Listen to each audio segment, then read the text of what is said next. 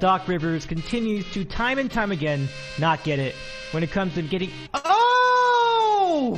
Let him play! How Connecticut are you? Are you wearing khakis and a polo?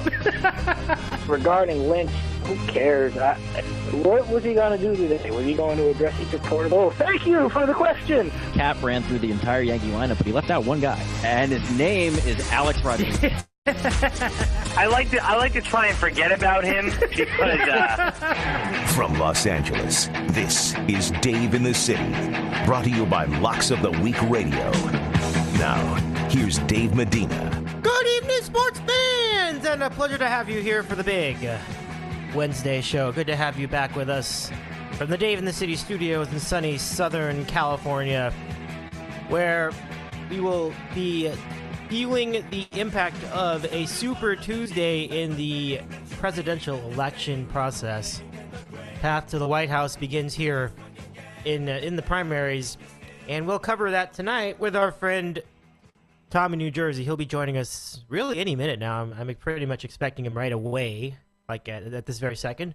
Also on this short program tonight, we will cover a little bit from the NBA, a very strange call with the Sacramento Kings, Rajon Rondo, and teams on the rise, teams on the fall, and the Golden State Warriors just looking up over everybody at the top. They had a scare last night against the Atlanta Hawks. Game went to overtime. Draymond Green with an unbelievable off-balance three-pointer seals the game for the Warriors, and the Dubs continue their hot run with 5 losses to their name. And if they lose only 5 more, and they can lose all 5 of them, they will tie the Chicago Bulls at 72-10. They want to do better than that. They want to They want to go 73-9, or even better than that, going with the remaining, the remaining month of the season. So 4 weeks to go. Let's say 5 weeks to go. It's still Wednesday. 5 weeks to go in the regular season. And the Warriors, with a lot of room, but realistically, they can only lose 1 game a week if they want to retain this record. So, a very big scare last night, but they survived it. And I tell you, even not having Steph Curry on the floor or Iguodala on the floor, the Warriors find ways to win, and that defense really comes through in the clutch. So, that's where we begin tonight. Should be a fun discussion. At the bottom of the hour, Tom and I are going to do random questions.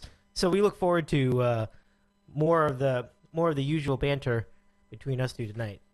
Good times ahead. And we'll begin with our Super Tuesday coverage. I don't have anything to say. I have not been following along like everybody else, and I always feel like a bit of an outsider, not being one of those who gets into every nuance of an election. I just, you're gonna have two candidates at the end of it, and I mean it's looking pretty clear that we have our general election set in place. And I got a lot of information on this from our friend Jacob Rosales today. And he was talking today about how Donald Trump, who is just dominating these primaries, didn't dominate yesterday so much. He had a good day. He didn't win every state. He won, I see 6 states. Some people said 5, like 1, 2, 3, 4, 5, 6. Yeah, 7. He won 7 states yesterday, and I think I see a little sliver. Maybe that's Virginia. Maybe that's I think that's part of Virginia. So 7 states he won out of 13. Ted Cruz won 3 states, and 1 state went to Marco Rubio, who really took it on the chin last night. So 7 and 3 make that's not 13. That's 11. So, but the point here is Donald Trump had a good night. He did not completely crush the competition, but it was as close to a crush as you're going to get in terms of the number of delegates he has right now. He has a stranglehold of 319 votes for nomination, or delegates, as you will. And Ted Cruz, who's behind him, has 226. It's a pretty good distance from Donald Trump. So the remainder of this election is going to be interesting. Who's going to nominate who through the rest of these states? The one that's going to be interesting to me is the state I live in, California. I'm curious where they're going to go with their Republican vote.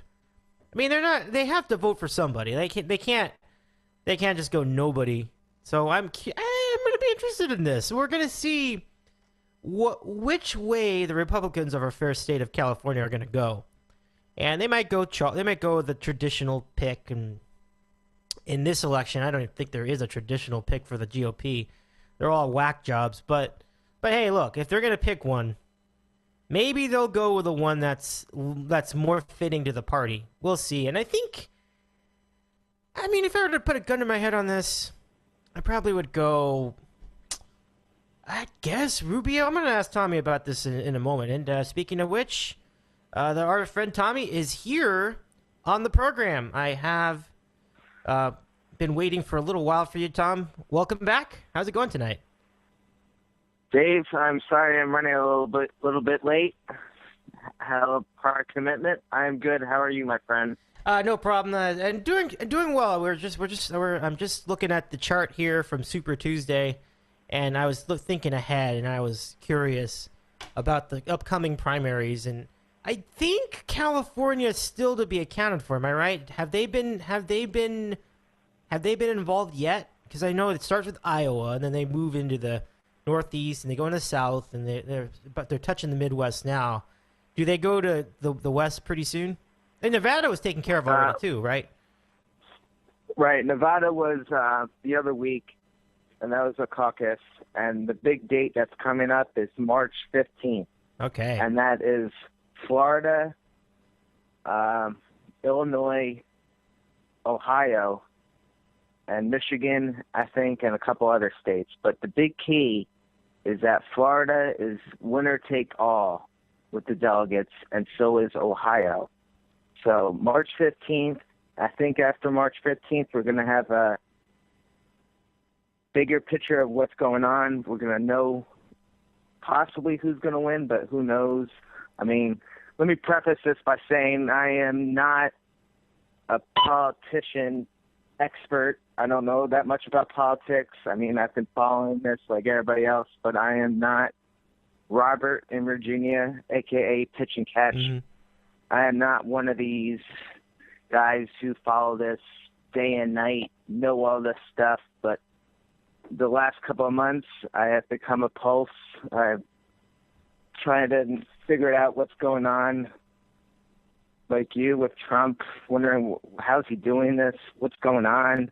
And last night, I was mesmerized by him.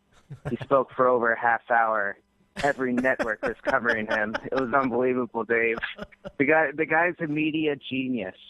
Say what you want about what he says, but the guy knows how to get everybody's attention. It's unbelievable. Yeah, that's true. I mean, he certainly has captured we were talking about this in text earlier in the week, and I mean, he really does know how to capture an audience. I got to give it to him. What's crazy is that if you let's think like even like 6 months ago, you never think that Trump was going to be the nominee, and now we're coming up on the big day, March 15th, and it looks like he's going to be the nominee. It's unbelievable.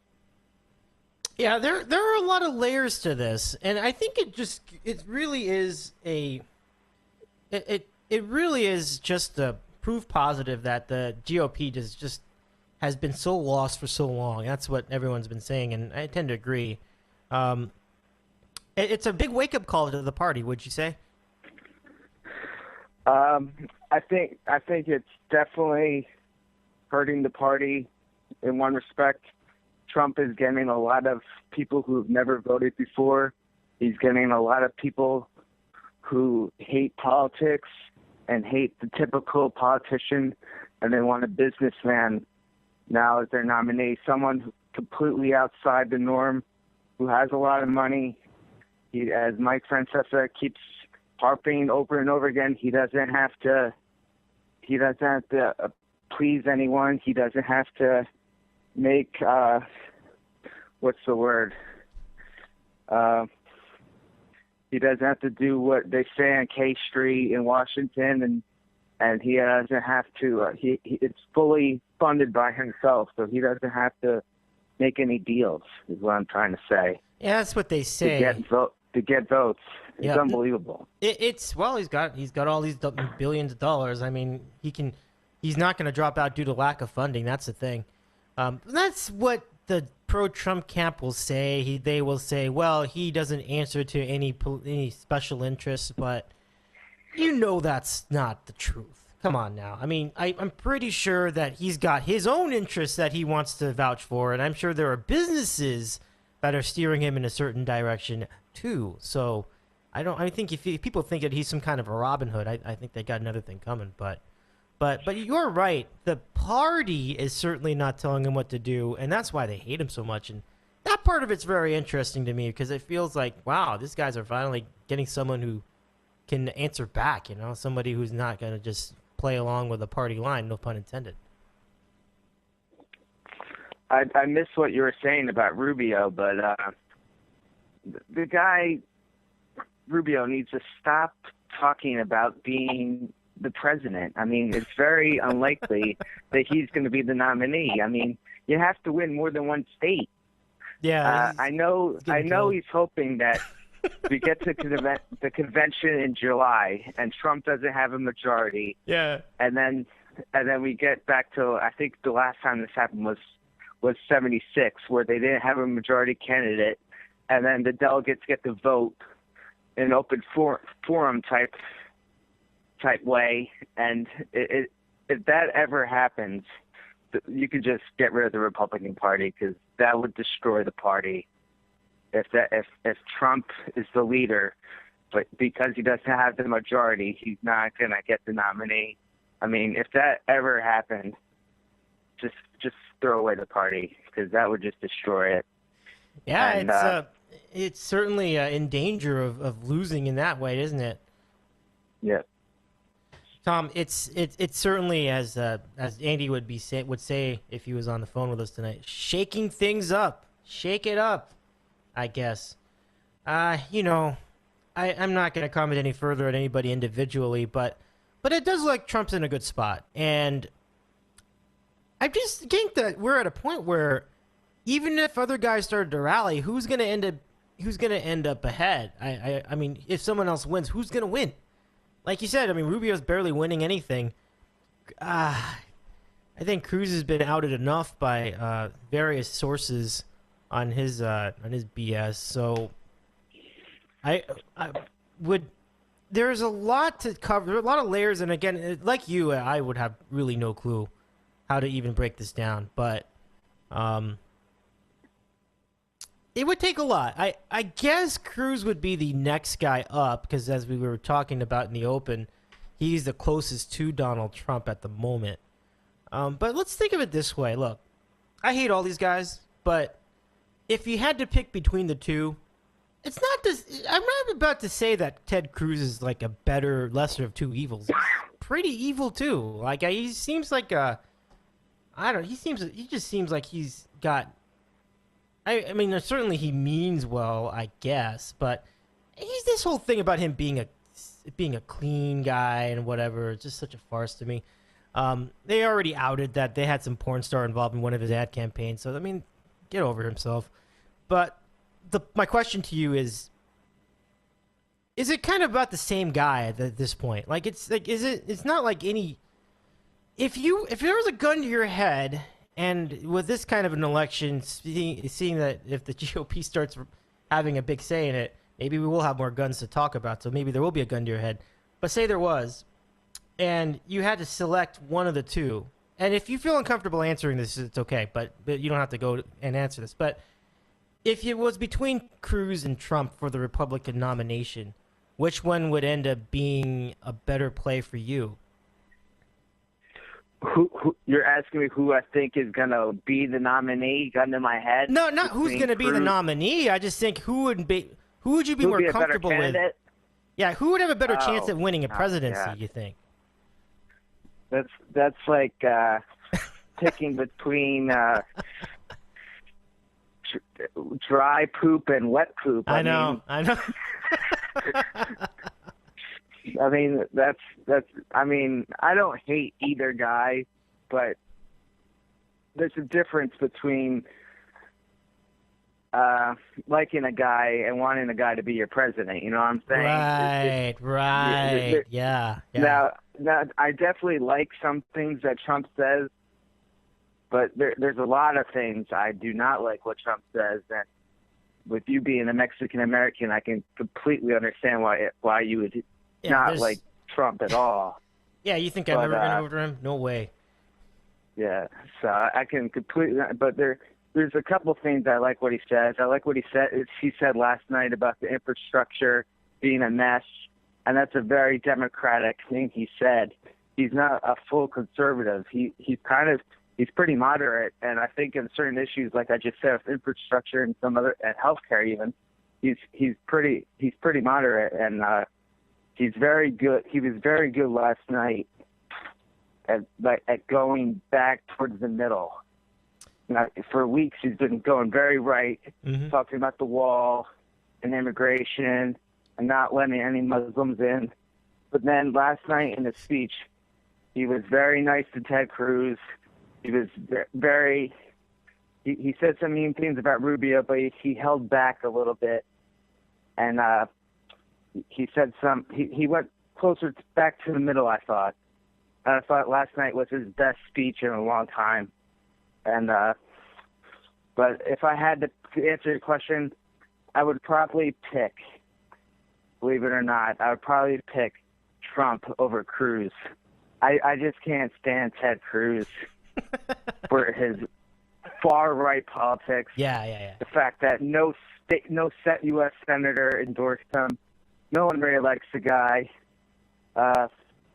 Very smart man, obviously. I think he graduated first at Harvard. But he just comes across as a bully, and I know Trump's a bully too, but Trump just seems a little bit more likable. Well, in some respects, than Ted Cruz. Oh, I think one difference between Trump and Cruz is that with Trump, what you see is what you get. And right. Cruz, he's trying to play up himself as this really clean-cut guy, this really hard values guy. He's big on values, and it's such a. I don't want to say a fraud, but he's definitely playing himself up to be something he really isn't. And I think that's why everybody can, at least they can sort of understand Trump in a way. They're like, yeah, he's a douche, he's a terrible guy, but at least he's honest. I think that's the one thing you can give him. Like, okay, well, at least he's not holding a lot of stuff back. Well, that's the idea. I still think that he's not quite telling us the whole truth about everything. Just like you said today, he dialed it back towards the middle more. He's just trying to play. He's a troll. He is a giant troll. He's playing people up for attention and for votes, and he will make the next move. And he wants to put himself and ground himself more as a moderate. Last night, that's his prerogative. It's also what I saw coming. I felt like that's what he was going to do. Like once he started getting the attention, he starts to push it back a little bit so that more people can he can get more people convinced to join his camp. And Cruz is just a guy that is all about the ideal, but nobody believes for a second that he would ever follow through with a lot of this stuff. So that's the thing. You can spot phonies like that a mile away. That's the difference. I think the real question is if you can't stand Hillary Clinton, who would you rather have as the opposition, Trump or Cruz? And based on all the polling, Trump would fare 10 times better than Ted Cruz because Ted Cruz is too right, and he wouldn't get any of the independent votes. And Trump would get a lot of votes from people who, like I said before, never vote, and independents. Yeah, that's a tough one. If you hated Hillary Clinton, do you go with Trump just because just because at least he's in theory he's anti-establishment. You'll see how anti-establishment he really is if he actually takes office. But you get the idea. I don't know. That's a toughie. I guess you would go with Trump because there's more competition. That's the idea. Right. And right before Trump's speech last night with Hillary's, and Hilary does not come across as genuine at all. Same thing, right? It's the same kind of phoniness. She's awful at these rallies and press conferences. She's nothing like her husband. Like I like Hillary Clinton for the most part, but man, she's not very good at public speaking. And I mean, we had George W. Bush for 8 years, so we know all about bad public speaking. But geez, I mean, she did not come across well last night, and I thought Trump did a lot better job with the press conference or rally or whatever you want to call it than Hillary last night. Yeah, I hear you on that. I do, because I've seen her, and she has the personality of a rock, and this goes back to when she was First Lady. I mean, she doesn't have the charisma as other guys do. Bernie has the charisma. We'll segue now to the Democratic side of the primaries. He's got the charisma and he's got the quotables, but I don't think people are buying into his platform, and he's not winning the votes of the ethnic parts of our country. I found Jacob sent me a chart this morning, our friend Jacob Rosales, and he was saying like he was getting somewhere between like 5 to 10% of the Hispanic and the black vote, and I'm like, wow, that is rough. Like, it would seem on the surface too that just what he wants to do, what his goals are, would appeal to everybody in the everybody. Well, first of all, everybody, but it would appeal especially to those who are who are of the ethnic background that is who are different, persons of color, for example, persons who are Hispanic, guys like me, for example, and I think it's kind of a noble fight, but. The one thing I would say to that is that I don't think people might assume that, let's say, other races and creeds would just because they are so big about social change, they would be liberals altogether. Not true. I really think that certainly I can't speak 100% to the black community, but to the Hispanic community, I know a lot of people, family and friends and all, and. A lot of those guys are pretty conservative guys, religious guys, and so, for the most part, I think minorities would be more moderate than they would be just straight out liberal. So that's usually my interpretation. I think that's probably it. Maybe it's also the fact that Hillary is just more of a brand right now, like people know who she is. Other than that, I don't really have an answer. It is definitely interesting to see how lopsided the numbers are right now amongst the persons of color or the persons of other ethnic backgrounds. Yeah, it's unbelievable how Bernie Sanders is just getting destroyed in the minority vote. Yeah. And I think a lot of it has to do with that Bernie is talking about how Obama didn't make enough changes, and Obama's the first black president, and Hillary isn't going against Obama that much. So blacks don't like the fact that Bernie is going against Obama. Interesting point. But if they look at Bernie's track record, he was one of the leaders in the civil rights movement. Yes, he was. Yes, he was in Chicago, right? He got arrested by cops and everything. And I don't know what Bernie's campaign's doing, but they're not making that point come across very well. I don't hear that anywhere. I mean, I don't think blacks know this. That Bernie is slow for your bud. No, I understand your point. Well, this not just blacks, but I think youth doesn't know this. That's the thing, and you're right. I think that point has not been emphasized, and most people just simply aren't aware of it. I think it's a very good point, and had they known, that would certainly make a difference. I would agree with that. Well, yeah. I mean, Hillary's getting over 80 and close to 90% of the black vote.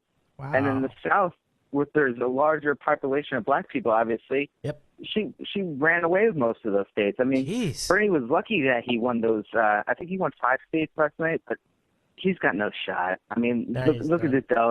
I like Bernie. I was rooting for Bernie. He was the guy I was rooting for, to be honest with you. But he's got no shot. He's a fun guy to follow. He seems like a nice guy anyway, just from what I've seen so far. I love what he represents. I realize it's a socialist agenda, but look, I'm not as offended at that idea as other people would be. So I just think that it would have been fun if he had had a run. Unfortunately, not to be. Yeah, the campaign did a terrible job. I think the thing is that, it's kind of strange to say, but I think people interpret him as like that old guy, even though Hillary's probably about the same age. In all honesty. Right, and he's not very. He's got a strong accent, Brooklyn accent. Some people might not like that. That's kind of done. That's if people really think that way. Interesting. Yeah, it just says a lot about our country of what they vote for, like the reasons for why they vote for a certain candidate, whether it's because the same religious views or because the person's black or white or Hispanic. I know. Ted Cruz or Rubio. I mean, it's stupid. It should be about the issues, but that's never the case. Yeah, it's been, and that's the way it's been for quite a long time, almost 100 years at this point. I remember very well reading and learning about the 1960 presidential debate between Kennedy and Nixon. And this is before Nixon was proven out to be a crook. He was just a guy at this point. Yep. And he was trying to run for office. And he actually had some really good points. They were saying that and people who heard it on the radio thought that Nixon was just Nixon was great based on what he said. But then when you look at it on TV, it showed that Nixon was kind of not really having the charisma on camera. He didn't really have the eye contact. He didn't have the makeup. He kind of looked a little old and fudgy. Whereas Kennedy, John F. Kennedy, he was all dolled up, all the makeup, and he was just a dapper looking dude. So he just had much greater screen presence, and he won the hearts of many people based on that night and the fact that the television made him look so good. So people vote for stupid things like that. Well, he looks great. He looks like he's a leader. You could have a beer. Isn't that the worst one ever? You could have a beer with him. Do you want to have a beer with the president? Do you want the president to have a beer with you? Or do you want him to actually run the country well? It's just kind of one of the silliest arguments I've heard about presidential candidates. No, it was just like what I said before. I might like the guy, but it doesn't mean I want that guy to be my president. Yeah. Yeah, exactly. And here, let me just to that point again, and just to prove that point and how silly that point is. Cruz and Rubio are Hispanic. It doesn't make me like them anymore. In fact, I hate Cruz. So I don't know where people think, well, he's Hispanic too. You should love him. I'm like, no, I don't. So it really doesn't have the same bearing as you might think. Okay, so that's a pretty good recap. It does seem to me that Clinton's going to just take this thing down. And so that was probably the no drama part of the primary. Trump seems to be pulling away, but we're going to see about March 15th, Tom. I think things could change. You just never know. I don't know where California is going to go with their GOP candidate. That's the one I've been wondering about. That's what I was talking about when the show started. I mean, could they go Rubio just because he's the least weird of the three? I don't even know. I mean, like you said, Rubio's getting killed, so probably not. Who do you just if you were to think about it right now, and again, a lot can change between now and then, who would California take in these primaries? I think according to the exit polls, Trump is winning right now, but the bigger state of importance right now is Florida.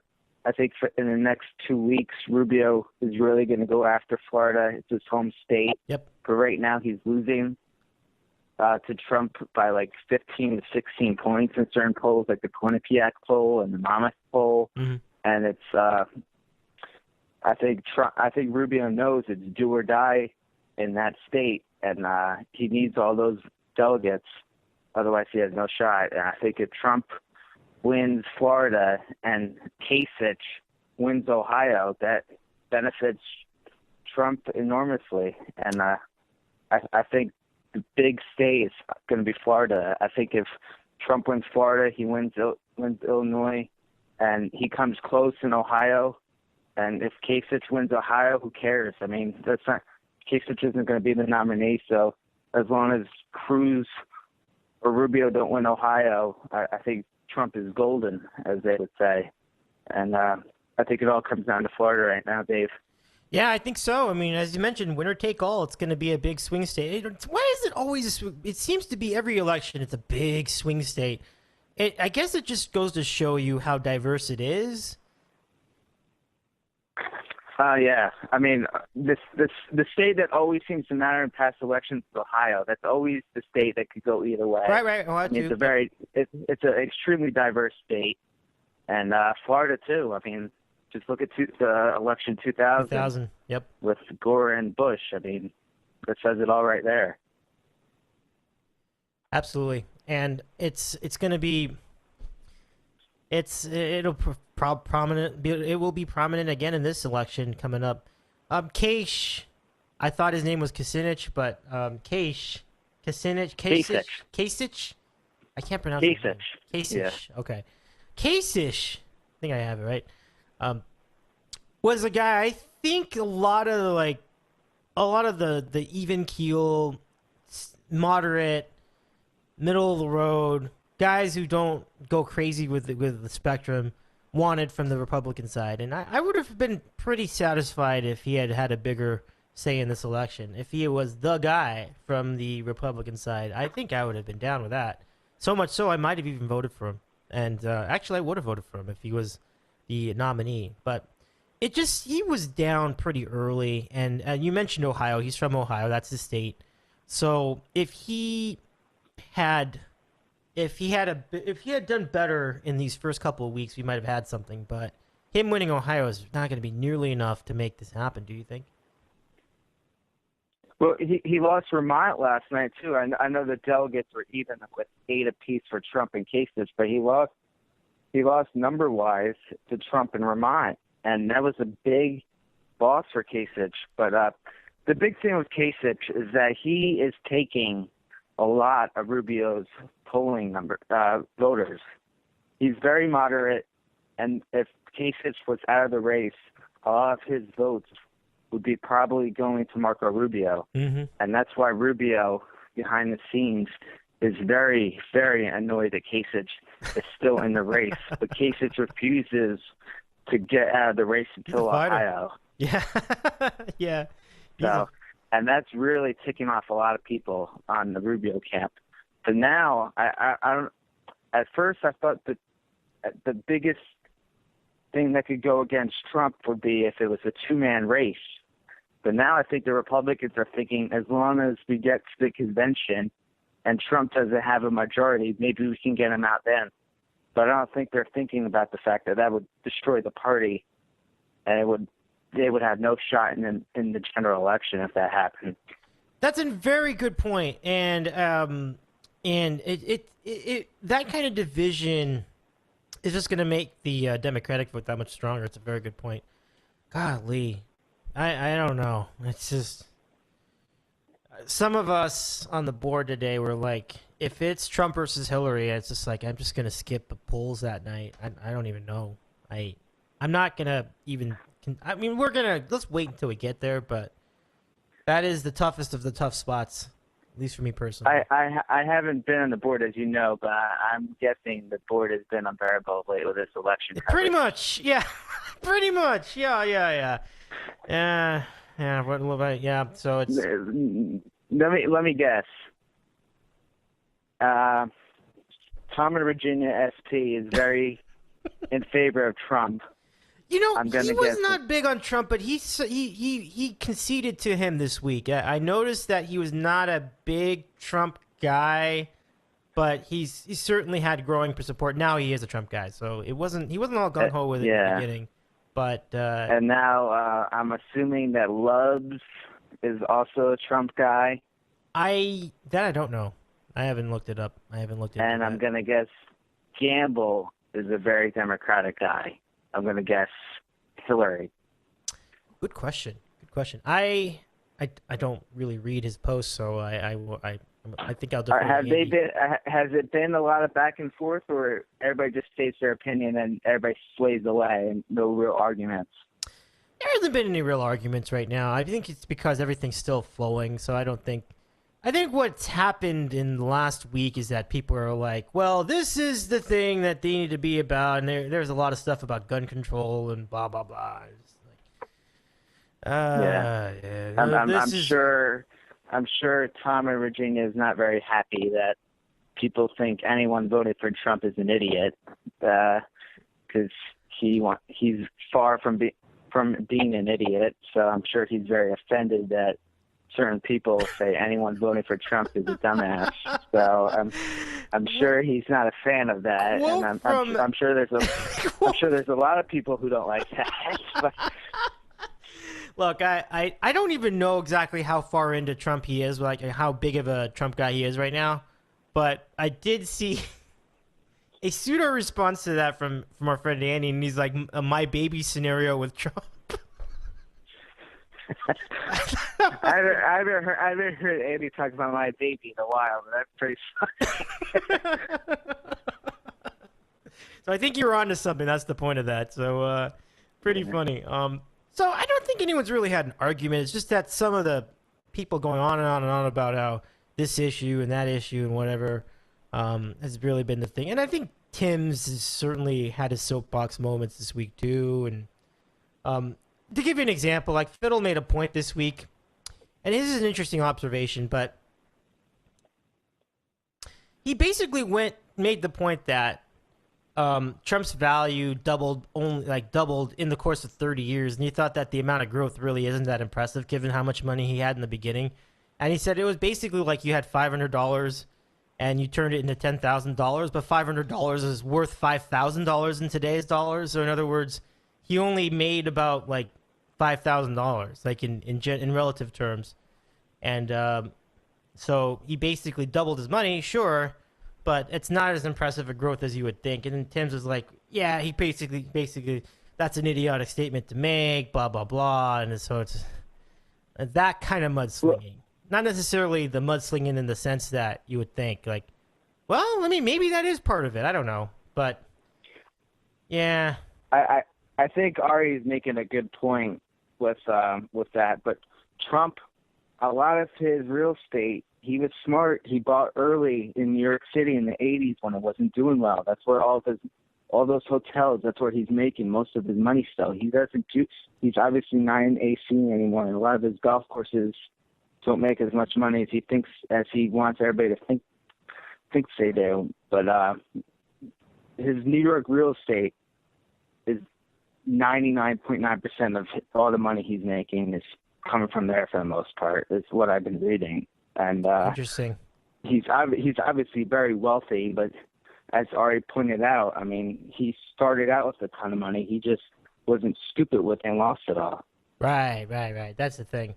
So, I mean, putting a guy down for that, I don't subscribe to that. I actually think Ari was making a reasonable point. I don't think you need to call him stupid for that. So, that kind of stuff is happening on the board right now. So, I mean, it's not like let's say Ferguson is not that kind of stuff, but it's kind of a lot of the semantic debates, I think, is what we're looking at right now. It's like this and that, and this. It's just there's a lot of that going on. People are like, I mean, it's not bad, really. It's just not. I'm just not interested in it. Does that make any sense? Oh, I completely agree with you. I hate when the board sways away from Mike and sports and goes into politics, because certain people don't want to talk politics, like me, on a message board and go toe to toe with someone on the internet, on the computer. I mean, it's stupid because most of the stuff that's going back and forth, you never say to that person in person. It's just idiotic, and everybody has different points of view, and then people get mad when you say something, and then I'm clever or someone calls you a racist, or it's just dumb. I really wish the message board just stuck with fun topics. I mean, bickering here and there can be fun, but when it comes to politics, I'm not a fan, Dave. Yeah, and it's really taken over Twitter too, and no, it's look again, like I said, have your fun. I'm just not as into it as everybody else is right now, and my emails are all politics right now. My friends Andrew and Jacob are versed in political science, and Jacob graduated with a degree in poli-sci, so he's going to be big on these topics, and they talk very intelligently. I don't think they're really arguing about anything, but it's just kind of like after maybe 10 minutes of it, you're done. Like you don't want to move on to something else, and then they just keep going on and on and on. And then I brought up they brought up Sam Bradford getting a contract, and that was 10 emails. And I didn't want that to go 10 emails. I just wanted one email just to say that he did it, that they had the contract, and it was a ridiculous contract. And then there's all this stuff about, well, what is the Eagles' future? I mean, is this a good stopgap? And I'm like, I don't care. Freaking Sam Bradford, he sucks. What did he get? He got 12. Well, that just says the state of the NFL quarterback right now. The fact that he's making $12 million a year. Yeah, it's pretty brutal. It was almost all guaranteed money, and I'll look at exactly the particulars of it. You're right. I think it was $21 million guaranteed or something like that for 3 years. I saw that in one of the years he was getting 2-year, $36 million deal, and hopefully there's no video attached to this article. But I think one of the years he's getting what? $11 million signing bonus. Oh no, here comes the video. Hang on, Jake. I gotta exit out of this. I mean, I don't like Sam Bradford, but it's just there's so many bad quarterbacks, and you need a competent quarterback. And for as bad as Bradford is, he's competent. He's not Vince Young or some really awful quarterback. I mean, that's the going rate for an average quarterback now, which Correct. is sad, but that's just the way it is. It is, and I think, realistically, it's a stopgap for, 2-year deal. So they're basically buying time until they can draft somebody better, and that's just the price. Right. What else were they going to do? I know. Absolutely, it's a tough question. What else can they do? They can't rely on the draft. They didn't have enough of a draft pick to do that, even if they did. No, where are they drafting? They were bad this year. They can't get high enough up in the draft without giving up all their picks. Right. To get a quarterback. They're not going to be able to do that. It's a tough. This is pretty much their move right now. So they've just got to buy some time. I don't think either of those quarterbacks are franchise quarterbacks, but they're going to go. But they're probably both going to go top 5 because the desperation for quarterbacks is that strong. Are you talking about Paxton Lynch and Jared Goff? Right. Yeah, and I agree with that. Certainly with Paxton Lynch. I think Jared Goff's going to be pretty good, but he will get drafted too high, in my opinion. A little bit too high. And the way that the cap is now, if you draft a quarterback in the first 5 picks and you fail, it doesn't kill you as much as it used to. That's good to know. Yeah, because that certainly undid San Diego for a while. Interesting stuff. Interesting. We don't have time to talk NBA tonight, but I do want to comment on the Rajon Rondo play you linked me to this morning or this evening. The 2 delay of game calls because he wouldn't take a ball from the ref, and I watched the play and I was like, my goodness, this guy is something else. I started laughing at the second one. So, what is the deal with Rajon Rondo? We've talked about him ad nauseum. I mean, he's the biggest clown. And he's going to be a free agent this year. And the funny part is that he's playing pretty well this year. I mean, he's leading the league in assists at 12 a game.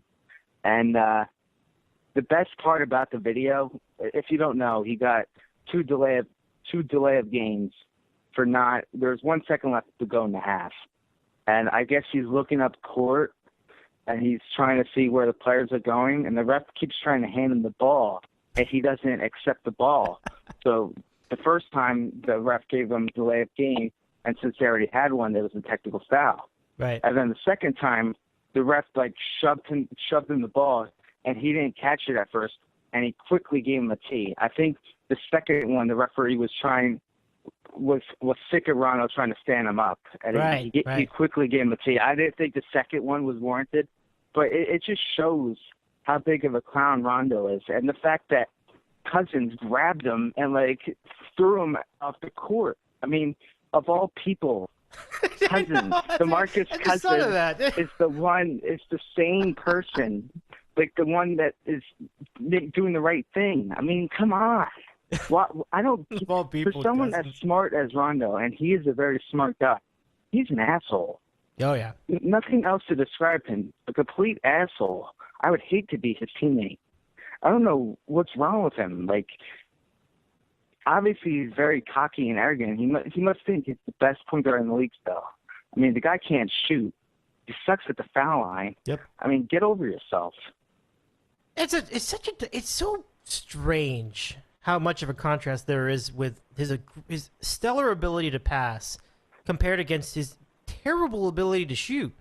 I mean, you're just bringing down teams just with that, and then you couple the prickly personality. It just makes life very difficult for every team. For a while, I didn't understand why the Celtics were trying to get rid of him, but now you see him on these other teams. Now it makes sense. Like he's just a pain in the rear for everybody. And you have to give Kevin Garnett and Paul Pierce and Doc Rivers a ton of credit for keeping him at bay when he was with Boston, because I mean, the guy's a loose cannon, but he didn't have that many issues with Boston. I guess Garnett and Pierce pretty much told him, if you act out, we're going to kick your ass. I mean, some tough guys there. Ever since he left Boston, he's had a ton of problems. And I mean, he's a free agent this year. And I mean, I could totally see the Knicks going after him, and I hope they don't. But if they go after him, I think I'm done. I mean, I'm very close to being. I'm going to take a year off with the Knicks. I'm very close to taking a year off as is. No, I think the fact that I'd say take a year off. Don't feel shame in that. The fact that you signed Jimmer Fredette, and you know how I feel about Jimmer, but that's beside the point. You signed the guy for a 10-day contract, and you're getting blown out in all these games, and you don't play him. I mean, what are you doing? What's the point of signing him for a 10-day contract if you're not going to play him in blowouts? And Brandis comes up with this bullshit that that Galloway and Calderon are better right now. I mean, come on. Rambis is such a tool, man. I mean, he will. I don't get what his deal is with not playing young players. He just does not like to play them. And you see, like, Ricky Rubio having a nice year. I mean, you're not going to play him. And you see Kevin Love doing well, and he just benches them inexplicably. I don't know what his deal is either. He certainly plays his stupid little mind games with Oh no, who is it that was pretty good? Kevin Martin, I think. And Kevin Martin, yeah. Yeah, that was the guy. That was the guy he kept in the bench. And it's like, what? For what? This guy was good. This guy could play. And it was just hard to explain. Anyway. And another thing about Jimmer is at the end of the game last night, I mean, it's a 20-point game. The game's over. But Jimmer just gets on the court with 2 minutes left, so there's about 10 seconds left to go, and he has the ball, and he shoots up a three, and as he's shooting it, someone on the other team, I forget who it was, just leveled Jimmer Fredette and, like, pushed him on the ground. And then he points to the clock as, like, the game's over while he's shooting. That should have started a brawl right there. Like, if the team had any cohesion and guts, they would have stood up for Jimmer, even though he was barely on the team. I mean, you don't let some other player do that to one of your own. Yeah, that's bad. That does not speak to team chemistry at all. Good point. Well, that sucks. The Knicks never have team chemistry, and I used to be the biggest Carmelo fan, but I'm done with him. I'm just done. Well, with he's the old team. Too, though. I mean, he's not. There's nothing they can do. They can't do anything. That's what I'm saying. I have. For my own health, I have to take a year off. It's that bad. They don't have a draft pick, nothing. You have idiots on Twitter. Like, why are you still even watching? I mean, you're just getting all worked up for nothing. And I follow a lot of idiotic Knicks fans on Twitter. And I'm very close to just getting rid of all of them. The stupidity and just the asinine comments, tweets day after day. I'm close. I'm just. No words, Dave. I'm done. Yeah, I hear you, man. I'm sick of this team. I hear you on that.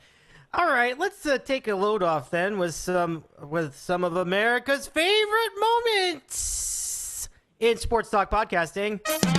Do the dance. It's time for random questions. Good stuff in the city With Tom in New Jersey. Kevin on the Cape. Where's Kevin?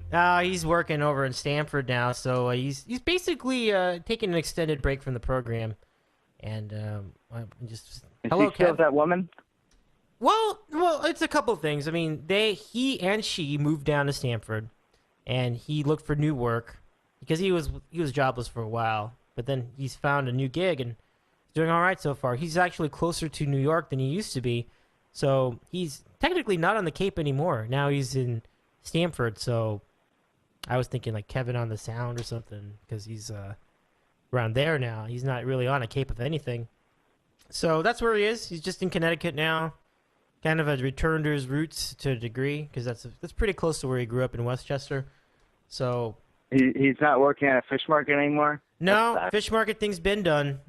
He quit the fish market. What was it? A year ago today, about a year ago this month, and Wow. he did the food truck tour for a while. That was the summer. Then he was here for some of that food tour in California, and now he's managing food trucks. So he's really moving up. Like he went on a food truck. Now he's managing the food truck. So I think he's in good spirits.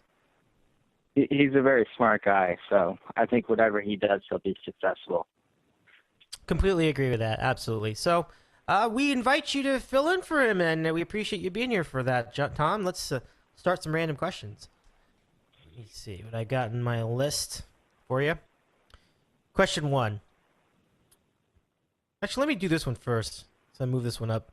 You saw the Oscars last week, and let me see if I can find that music while we do this. Because just to recap the Oscars, what happened here? The winner of the Best Picture award this year. Oh, come on! I don't have the song. Spotlight. Spotlight is your winner. It wins Best Picture for the year of 2015, and it was the award given out this year in 2016. So, good for them. It seemed like a pretty dry movie.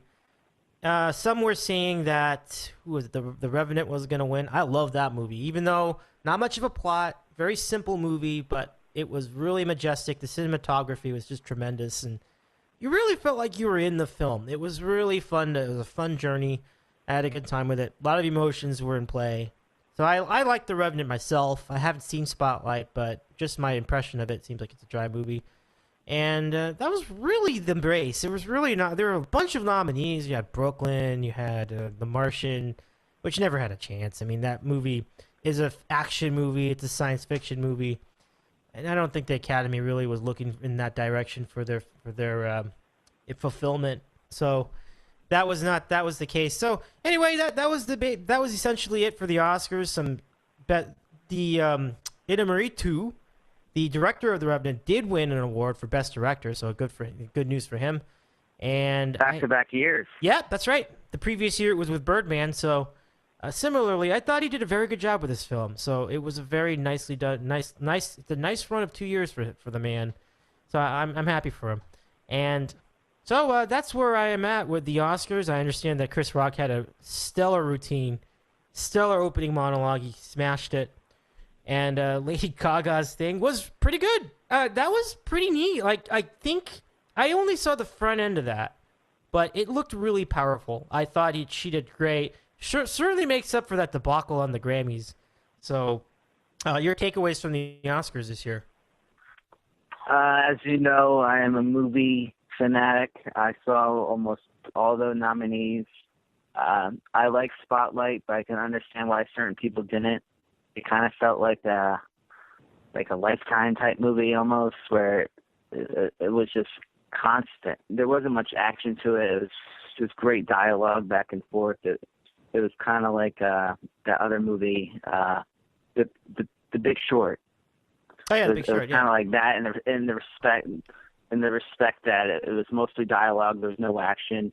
And with The Revenant, there was a ton of action. Just great cinematography. Leo. I mean, he should have won for Wolf of Wall Street a couple years ago. I'm still pissed about that. I think he's a tremendous actor. And I thought Tom Hardy was unbelievable in supporting role. I don't think yeah. there is That a was more good. underrated actor than Tom Hardy. I don't think even a lot of people realize that he is Bane in the Batman series. I mean, Otis didn't even know that. I mean, there's a lot of people who don't know who Tom Hardy is, and the guy is just a great actor. And The Revenant was a good, solid movie. I thought there was a lot of good movies. I thought Straight Outta Compton deserved to be nominated for Best Picture. I thought that was probably my favorite movie of the year. I've seen it now like 3 times. 3 times, wow. Not all in theaters, but I saw it in the theaters and then 2 other times outside of theaters. But Straight Outta Compton, very good movie. I can understand. I think that's I'm sorry. Go ahead. I'll have my comment on that. In a I moment. can see why a lot of people didn't like the fact that wasn't nominated. I could see why Will Smith protested and Jada Pinkett was upset, but I saw Concussion, and I didn't think he was that great in it. His accent ticked me off. I didn't think his accent was very good. I didn't think. I mean, he did a good job, but I didn't think he was Oscar worthy. So I don't get why she's so upset that he wasn't nominated. God forbid Will Smith doesn't get nominated. I mean, he's done bad movies before. I mean, Chris Rock even said it. He did Wild Wild West. I mean, that was one of the worst movies I've ever seen. And, I mean, get over it, Jada. I mean, there's better actors than your husband. And I thought Stallone not winning, that was heartbreaking. I love Rocky. I love the Rocky series. I thought he was great. I thought he deserved to win. He was a heavy favorite in Vegas, and the fact that he didn't win, that kind of ruined my night. I was really hoping he won, and you could see by his reaction he was really upset that he lost. Wow. Felt bad for him. And then Arnold made a video afterwards saying that he's the winner and that Stallone was the best, and he doesn't care what they say. He was the winner. I thought that was really nice of Arnold to say that. And I thought Chris Rock was unbelievable. Best stand-up comic today. You could tell he was really nervous giving out that monologue. I'd never seen him mumble that much and stutter with some of the things he was trying to get across, but he knew how important that monologue was and how he had to make sure every joke and every line he said was construed correctly, and everything had to be on point with all his jokes, and you could tell he was really nervous, but he did a great job. And I thought the show overall was very good. I mean, God forbid they cut it to half for instead of it going to midnight, they had it going to 11:30. I mean, it's very, very long. It doesn't need to be 3.5 hours. Yeah, it's long. No doubt. Yeah. For sure. Great recap there, Tom. And it's a unique case for me this year because I saw a few of the movies that were in contention for awards this year. I didn't see Creed, though. I'm very mad about that. I had a shot. You have to see that. I definitely. I'm gonna make a point of seeing that movie soon. I will, absolutely, definitely want to see that. Big Short, love that movie. It was a little over the top, to be fair. I didn't think it would have won a Best Picture, in my opinion. Having it nominated, I think it was fine. But I agree with you on Straight Outta Compton. I mean, I finally saw it on Blu-ray with my friend Coach and his girlfriend, and we liked it. We thought the movie was pretty good. We thought the actors played the roles wonderfully. The portrayals were right on, and I think, for 3 of us, we're not big hip-hop guys ourselves, but we certainly were familiar with the rise of gangster rap in the late 80s and early 90s, so we certainly were aware of it, and we're familiar with the characters, and we just thought that everybody played their role wonderfully. I just thought it was really good, and it wasn't heavy-handed necessarily. And then at the second half of the movie, it got even better because then you're starting to really get to the feel of the birth of the big war between East Side and West Side, and it was really fun. I really enjoyed that movie, and the reason I bring this up is because I saw a Facebook comment for someone who I have who's a friend on Facebook, and honestly, after this comment from a friend of hers, she's not going to be my friend anymore. Honestly, this is so. It got me upset. I almost decided to go into flame war with this, but I'm going to read you this comment, all right? because I think you know where this is going, but this is regarding Straight Outta Compton. Because first of all, the person in question, and I want to say who it is, said Spotlight was a straight up perfect film. I'm quoting directly. I'm surprised it won over garbage. I would have been pissed if Straight Outta Compton bullshit even got nominated next to it. I mean, what the hell with that comment? You're gonna tell me that was a bad movie? I just think that if you didn't want to see a movie about gangster rap win, and the follow up to this, of course, from the same person was that Dr. Dre downplayed his association with domestic violence, which is fair, but to basically dismiss a film because you don't like the topic, I just think that's ridiculous. I honestly do. And if you cannot appreciate the good acting performances in that film, I don't know what to tell you, honestly. So why would he see the movie if he had no interest in it whatsoever? I mean, it's well known he doesn't like rap music or hip hop. If we're talking about the same person, and it's unbelievable that he. It's not even why would he? I know. Why exactly. would he even see the movie? He knows next to nothing about gangster rap. Well, he doesn't like it. All he does is criticize any music that's popular. That he knows better than anybody what's good music and what's not. I mean, come on, Tom. It's not that person. It's nobody that you know from the board. This is a complete stranger. It's a complete stranger to me too. Okay. But seriously, like, you're gonna call a film garbage because you don't like gangster rap. That's basically what this is. And look, he says, do you want a macho tech billionaire woman beater telling you his side of the story? Well, first of all, everybody does that. Every mob movie, every movie about a hero, they're going to especially if they're in on the production, they're going to downplay their dark side. I mean, come on. Be realistic. But it's good fun, and it's good fun if you don't think and just look like it's a superhero action movie, Hollywood garbage movie, which is what it is. It is not a garbage movie. That was a very good... Look, again, people are entitled to their opinion, but that got me fired up because I was like, to make a comment like that about a movie. So I guess you saw the movie, but you gotta be on another planet to even go there, and not. I mean, you're allowed to have an opinion, but when your opinion's on Mars, I mean.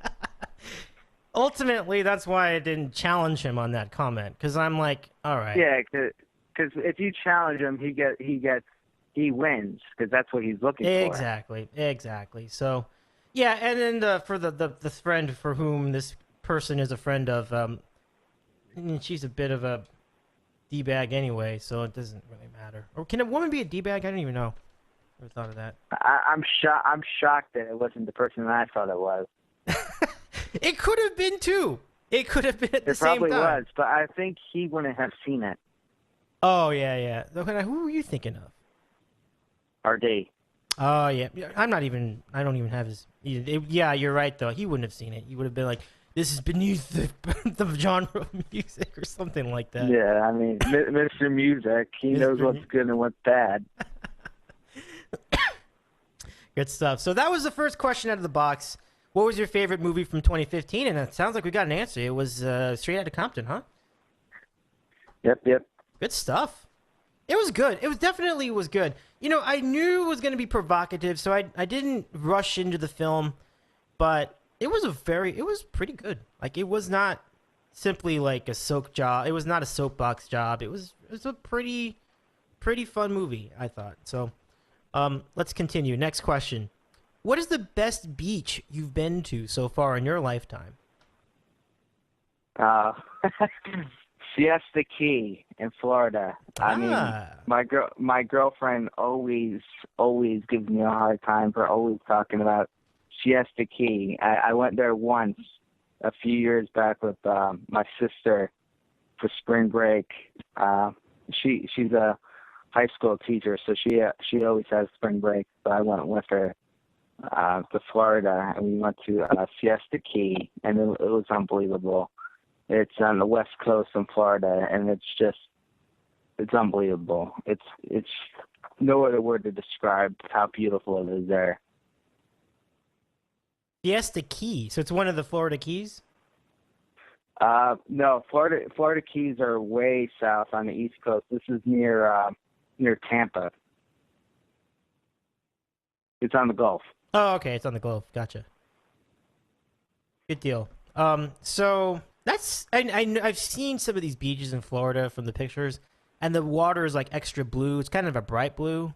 Is that what you remember of it? Yes, it's very similar to the Caribbean. It's beautiful. Nice. That's cool. Okay. Next question, random question of the Tom in New Jersey. Let me see. Who would you like to go see in concert that you've not seen already? And I should be more specific. Who would you like? Which musical act would you like to see in concert that you have not already been to? First band that comes to my head right now is probably U2. I have not ever seen U2, and I'm not the biggest U2 fan, but I obviously like U2. Otherwise, I wouldn't want to see them. But I think they put on a great show. Judging by their YouTube videos of live concerts, the crowd, just the energy that Bono gives out. I think the band I would want to see is probably U2. Got you. I got you. Good deal. So, next question. All right. What is your favorite color socks?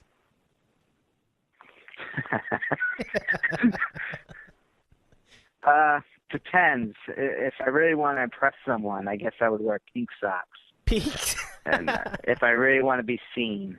But right.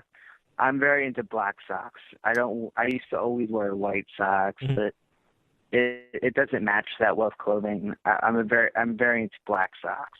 Black socks are versatile, so it's a nice pick. All right, very good. Next question. How often do you and Andy talk on the phone? Not as much as we used to.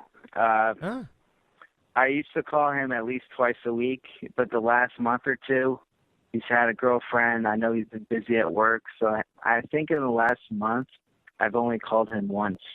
Wow. And yeah, I definitely should call him more, but I've been busy myself with work and whatnot. But it used to be 2 or 3 times a week, and it's almost always me calling him right after his lunch at work, right when I get out. I usually call him, see what's going on the board, find out what's going on in his life. He's got a girlfriend now, so he's very happy. You should have him on a podcast soon. Get to find out what's up with him, but he's doing very well. That's good. Yeah, definitely good to hear from him whenever we have him on here. So I look forward to having both of you on. I was listening to the last show you guys did during Super Bowl week, and you were getting under his skin about how he was bad-mouthing the Broncos, and you said, well, the Broncos were good enough to beat your team. And he's like, I'm admitting it. I couldn't believe how anti Denver he was. I mean, and then after the podcast, he told me, he's like, with Dave being so anti-Denver, now I'm starting to think maybe I should shouldn't pick Denver. And I was shocked that both of you were so anti-Denver. I'm like, come on, guys. They could definitely win this game. I mean, it always comes down to the defense, it seems, in these games. I think what happened was I was not prepared for the Panthers to be so inept offensively. I thought both defenses were very good, so I figured that part of it was. Don't get me wrong. Carolina played a great defensive effort, but Peyton Manning sucked. I mean, if he doesn't retire, I don't know what he's thinking. He's got nothing. Yeah, he's got nothing left. There's no question. No, he can't play. He can't. And people are like, he could be on the Rams. Like, no, that would be brutal. That's a brutal way to start. To who? Well, I think I don't know where those rumblings started. It was. I can't. Well, yeah, it makes sense. It makes sense. Their first year in LA, they want the franchise quarterback to start. It makes sense, but that wouldn't be smart for the Rams either. I mean, they sell tickets. I think they're going to sell tickets anyway. Yeah, they gotta go with something that'll be there for the future, and he's not gonna dazzle many people with those weak throws right now, so he's gotta retire. I just think it's for the best. Go out on top. Yep. Okay, next question. Which Jeopardy category would you be best at? Oh, sports Sports. by far. I'm not very good at Jeopardy. That's a good. I mean, that's that. If you're familiar with sports at all, you're gonna do great in the sports category. Because most of the people on Jeopardy don't know sports. I would if I got any of the sports questions wrong, I'd be pissed. Yeah, there you go. Yeah, I hear you on that. I hear you. Oh man, that's fun. Like I would expect to sweep that category, and I think another category I would be pretty good at is early American history. Ooh. Revolution. Yep. Civil War. Wait, is that early or is that a little later? I guess that's considered early, yeah. Okay. So that's pretty good. All right, next question. Random questions with Tom in New Jersey tonight. If you have a question for us, tweet us at Ditko, and you can see that handle on the bottom of your screen on YouTube. Next question is, are you going to the Mike and the Mad Dog reunion? Yes, I am. That's I am right. going. Oh, yeah, you told me who was going with you. That's right. I'm going with LT, a.k.a. Mike, so I'm expecting to hear it from certain people about that. But Andy does know I'm going with him, but Otis does not. That's good. But, yeah, I mean, I've been hanging out with Mike a lot lately, going to Monmouth games with him. Mm-hmm. I mean, my good friend Tim is a Monmouth alumni, so Mike always has tickets. So you've probably gone to maybe 6 Monmouth games this year, and Monmouth has been unbelievable this year, and they have a good shot going to the tournament. So he told me that his wife Linda got the Mike and the Mad Dog reunion tickets for Christmas, and he's like, I don't know anyone else who would want to go to this or get it like you do, so I'm going to get a car and we're going to go. We're going to spend a day in New York and go there. So it should be a lot of fun. I agree. I think it could be a very good time. Something I was wondering about that Mike and the Mad Dog reunion show. They're going to have all these sports guys on. They're going to do a lot of talking.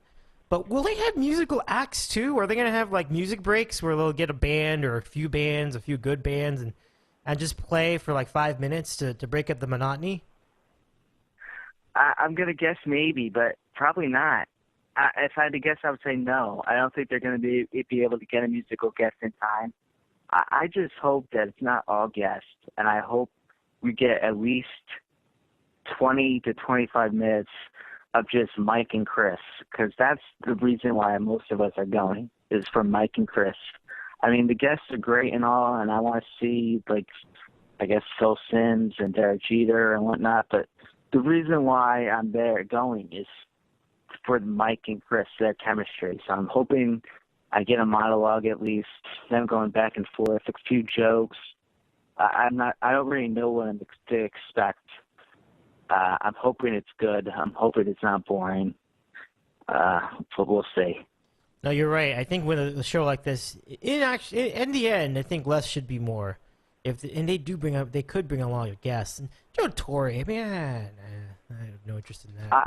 I'm afraid that, you remember when they had the 24-hour marathon, and they just had guests after guests after guests, and I liked the 24-hour marathon that they did, but they just had way too many guests. Take a call or two. I mean, they didn't take a single call for 24 hours. I remember that, and I remember being pissed. I was like, why can't you just take a couple calls? I mean, I probably listened to 18 of those 24 hours of Mike and the Mad Dog. I had no life then, and I listened to almost all that marathon. And wow. I remember just being like, stop having the guests and just go back and forth with each other or have a call. No, that's why I watched Mike and Mad Dog, or did watch Mike and the Mad Dog, was for those two, not because of the guests they had.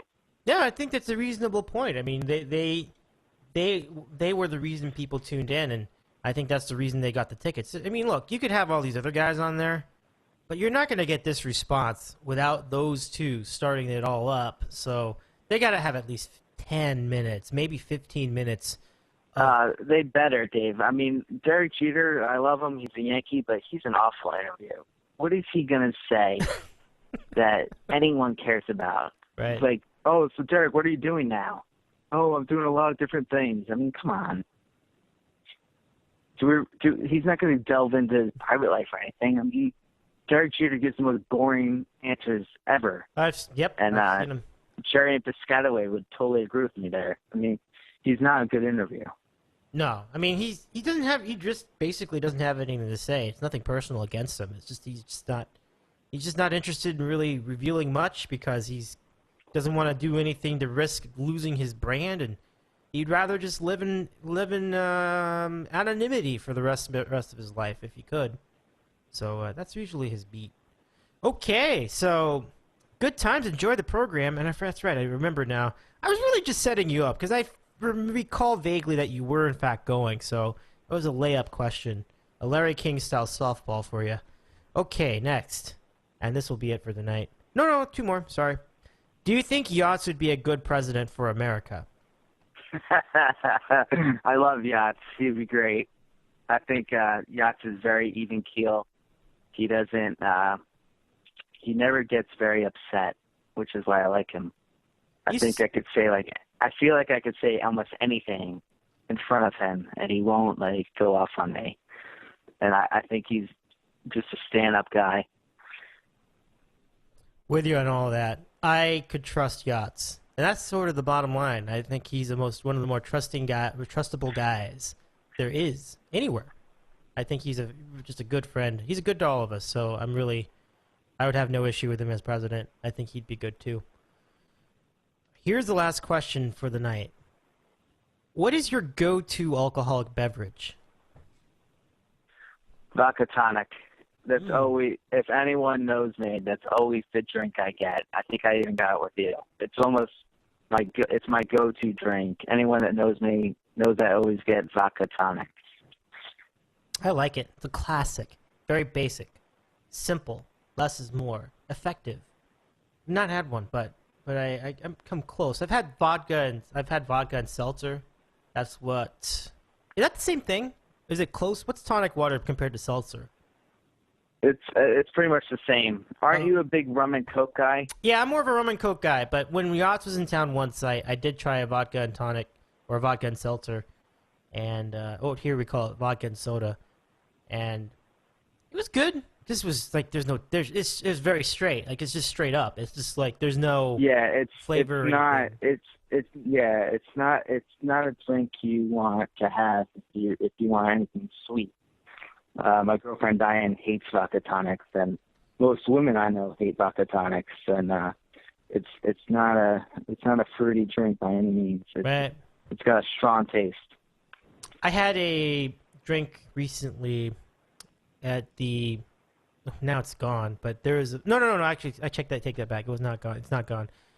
There's a bar at the Carousel in the Wynn Las Vegas Resort and Casino, and it is called a Strawberry Collins. Now I'm normally just like you. I'm just a typical. Let's get some liquor. Let's get some soda, and we're done. We don't get fancy with the drinks. But I make an exception for a couple drinks, and one of them is the Harvey Wallbanger, which is sort of like a screwdriver, but it has this twist of having a little Galliano in there. So it's like vodka, orange juice, Galliano, and maybe some other ingredient that I'm not familiar with. That's one. And Yachts was with me in Vegas when I had this drink. This was not at the Wynn. This was somewhere else.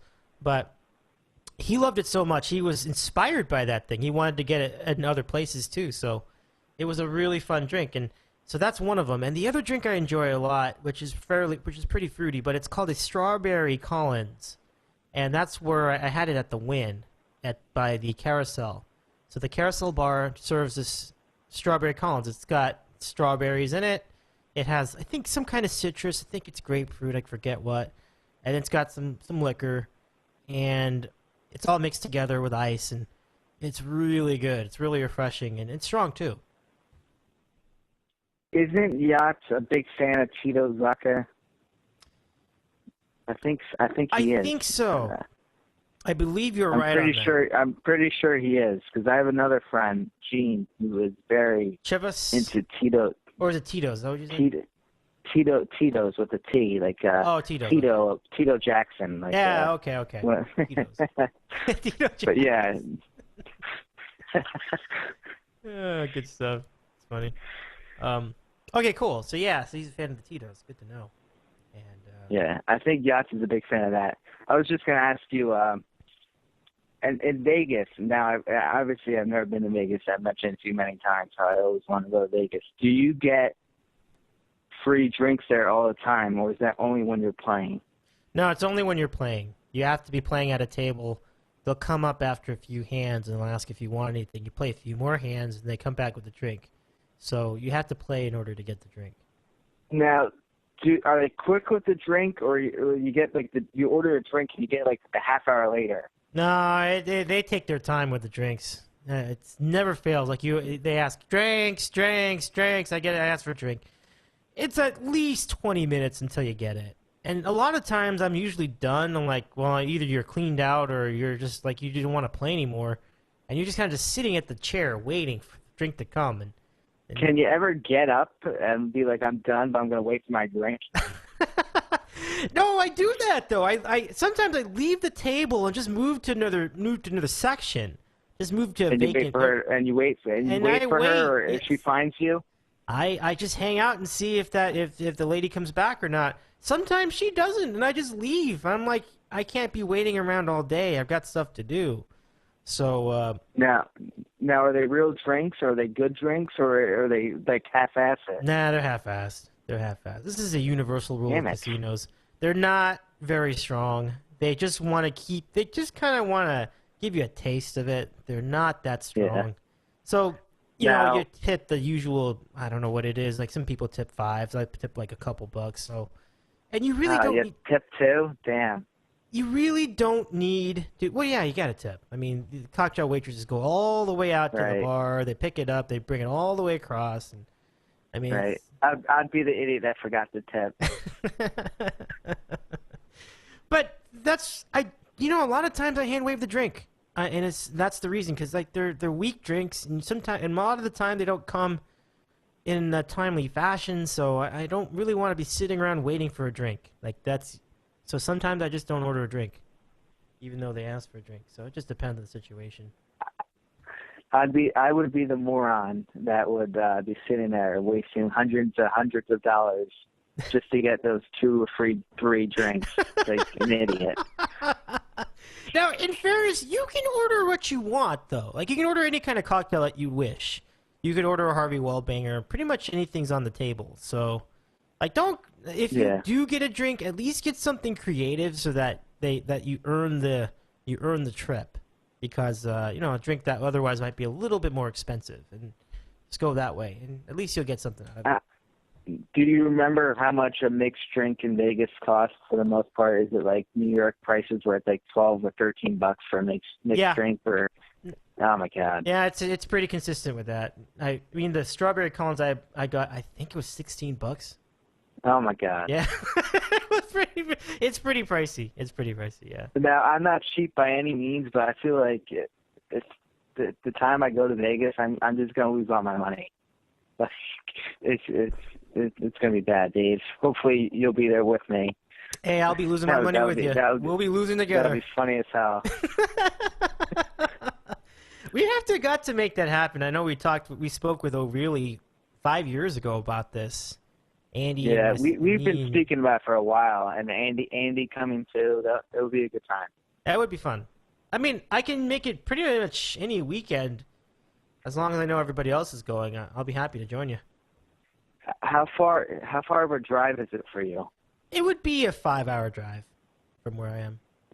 And would you fly or no? There's no point. No, I think if I knew about it in advance, I could fly, and I probably would fly because if it's just me, then why would I waste all that gas and all that wear and tear? What is it, like a half-hour flight? Yeah, it's like 40 minutes, and yeah, and you maybe spend like 5 more minutes taxiing on the runway, but it's not very long. So it's like, yeah, I would probably fly if I could, because most of the time the flight ends up being roughly, I think at this point we're looking at like roughly $120 to $130. But that's nothing. If you plan it in advance, you can get it for under $100 too. So it's like, it's not bad. Yeah, and the taxi cab's like $20, but that's not a problem. Like, especially since you're not going to use a car. It doesn't make any sense. Right. So you may as well fly. How much is gas there right now? Because here it's like dirt cheap. I saw the lowest right now. The lowest I've seen is about $1.45 a gallon. Now New Jersey's known for having very cheap gas compared to other states, so I'm gonna guess it's about $1.60 in LA. No. It's not that good. No, I mean, we are seeing some sub $2 prices, but not in LA proper. Out here, I can speak for Santa Monica. I think we're down to like it's starting to go up a little bit again, but it was down to like 250, 250 a gallon? Yeah. Oh my god. Now, That's like worse than DC. Oh my god. Yeah, gas is expensive here, man. It's everything's dirt expensive. cheap here. Oh wow. So you're under 2. It's like the only thing in New Jersey that's cheap. And they get Other guys than- to fill it for you, or they stop doing that? Other than the women, but yeah. Oh, that's good. It's getting late, Dave. I'm getting loopy now. Yeah. But yeah. So you got the gas. That's good. You got the gas going for you. So New Jersey's expensive. Good to know. Yeah, I believe it. You know, I went to that diner. I wanted to do a good diner, and I settled for the one that was on the way to the train station. Bad move. It was not good food. Which one? New Brunswick? No, I was in Secaucus, and Oh. that was a bad choice. Oh. You don't. Oh. Secaucus is not a good area, so I'm not surprised. You mean, is it like seriously divey or just not interesting, or what is the story with Secaucus? Secaucus? You want me to describe Secaucus for you? All right. It's literally next to Giant Stadium. They have a few. My friend Tim lived there for a couple years. Mm-hmm. They have a few apartment complexes, and that's about it. It's Yeah. not much of a. It's That's not my much impression. of a town. It's just a turnpike. It's ugly. Yeah, there's really nothing going on there. Very ugly. From my experience, you are correct. You are correct. But it's a good place to stay because you've got connections, but otherwise you're right. And they're part of the reason why New Jersey gets such a bad rep. Because, I mean, if you fly into Newark, all you're going to see is the smoke and the smog and the turnpike, and you're never going to think that New Jersey is a very pretty state.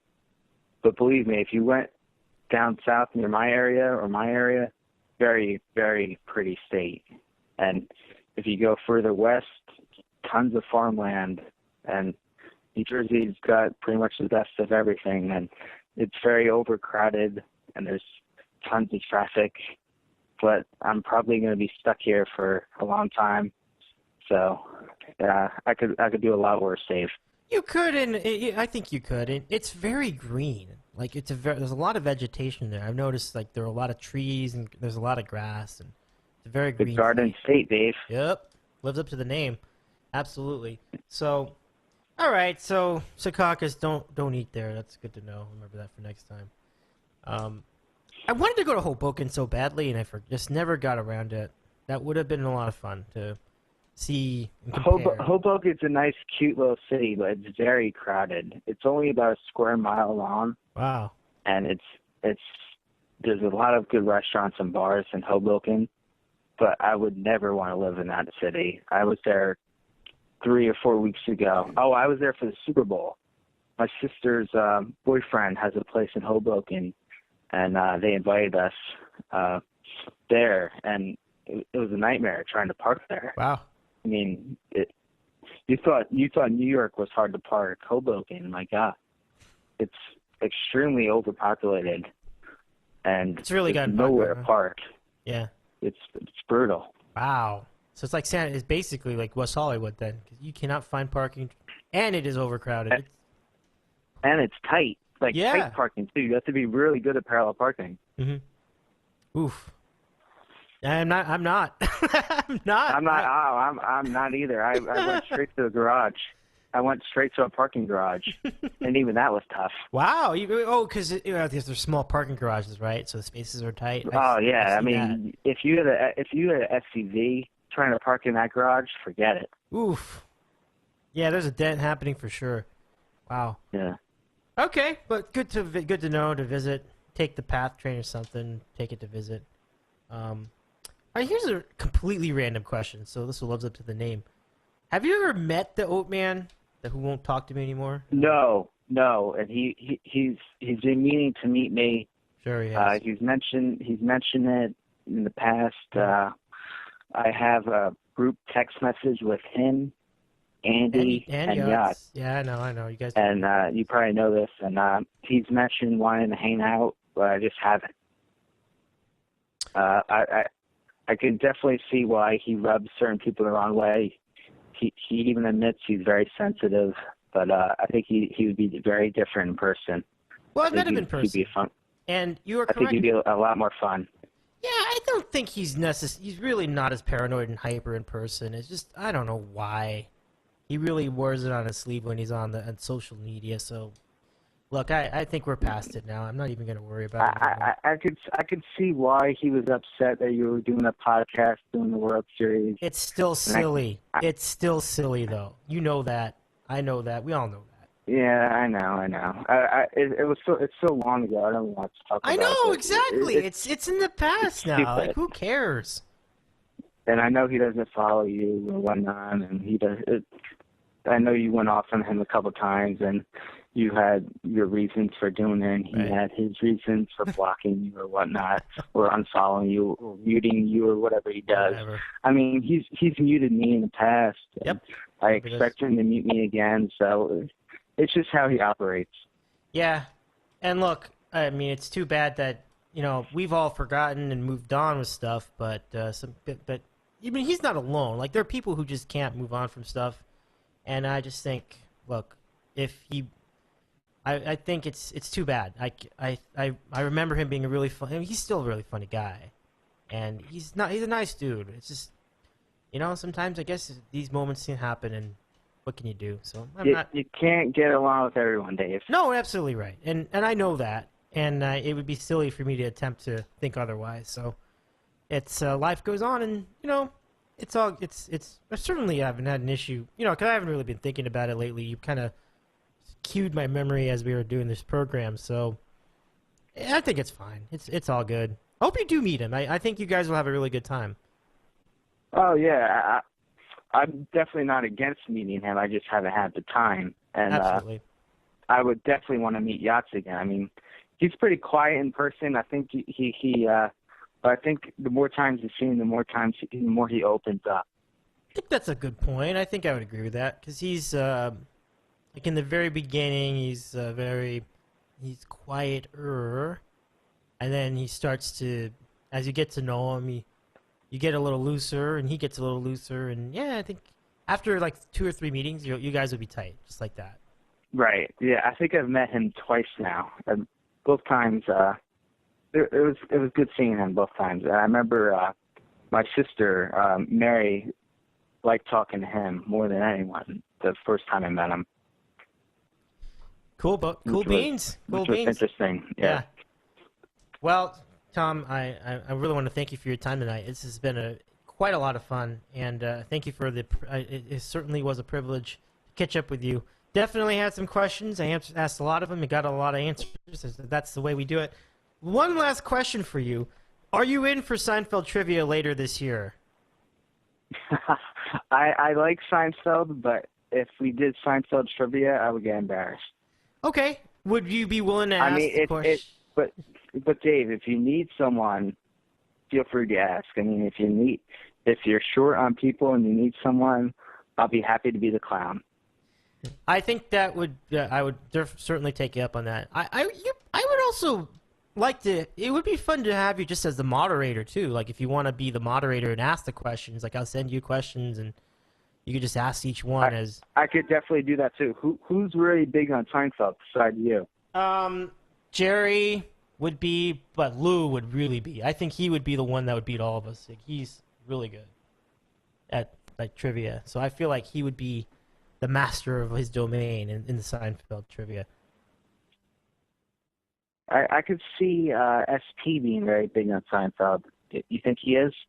Yeah, I think he would be as well. I'm going to ask around because as we do this, I'm hoping we can get like 3 or 4 people to play, and as we play, what I'm going to do is I'm going to have each guy represent a team, and so representing the Seinfeld corner, the Jerry Seinfeld corner, could be one of us, and we can do it based on who your favorite character is, and then representing the George corner, like maybe Jerry will do that, maybe Lou will do that, the Kramer corner, the Elaine corner.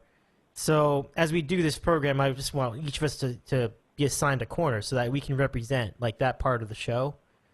So if you were to take a corner, like if you were to decide with one of the main characters, which corner would you take? I would have to pick George. George is... I love Costanza. He's my favorite character. I think what's going to happen is we're all going to pick George, and we got to draw straws for the other two, and it'll be... Like the scene where he runs out of the building first, he pushes the kids down, and that's probably the funniest scene ever. Oh, that was good. That's my favorite Seinfeld scene. He kicks some kids down on the way out. Classic George. And I think everybody has a friend that is kind of like George. Mm-hmm. That's a great point. Yeah. That's an all-timer, definitely. What was that? There was an episode where he tried to eat like a pastry off of a paper in the trash can, and that was funny too. That was pretty good. And there's a lot of George moments that we can recap. Now I hope I can figure out a time to compile the quotes from the show, because like I can record some sound bites and we can put that together. We can do some transitions and it'll be great. So then we will really have a nice show going. So. That's a good time. Thank you very much for accepting the invitation. I'll keep you up to date on when we'll do it and how we'll do it and what time and all that stuff. Sounds good, Dave. All right, Tom. Thank you so much. Have a great evening. We'll catch up again soon. Thanks for having me on, Dave. Anytime. All right, you bet. That's Tom in New Jersey, and that's our program tonight. What a show. Good to have everything. Good to catch up again with our friend Tommy. Hope he's doing just fine in his garden state of New Jersey. I'm doing just fine in my homeland of California, and we hope you're doing fine throughout the country, wherever you are. Have a great weekend, everybody. We'll see you next time.